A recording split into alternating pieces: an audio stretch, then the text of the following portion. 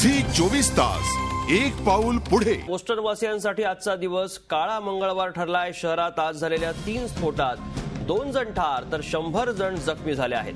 Boston marathon दरम्यान 2 स्फोट झाले तर तिसरा स्फोट JFK ग्रंथालयाजवळ झाला। बोस्टन मॅरेथॉन हा अमेरिकेतला महत्त्वपूर्ण स्पोर्ट्स इव्हेंट आहे।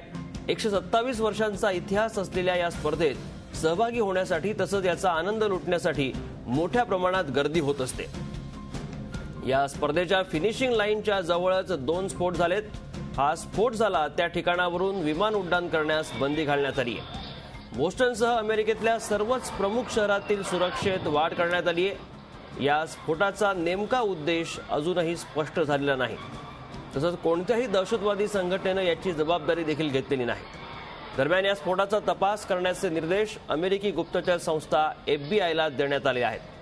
तसंच या स्फोटाशी संबंधित व्यक्तींना लवकरात लवकर पकडून कठोरात कठोर शिक्षा केली जाईल असं अमेरिकेचे अध्यक्ष बराक ओबामा यांनी स्पष्ट केलंय।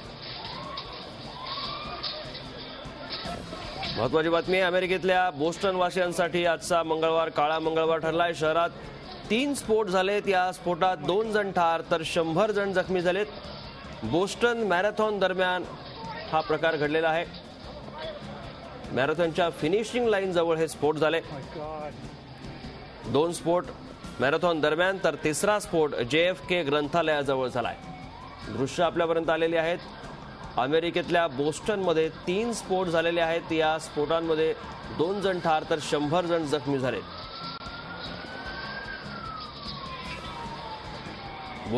झी 24 तास एक पाऊल पुढे।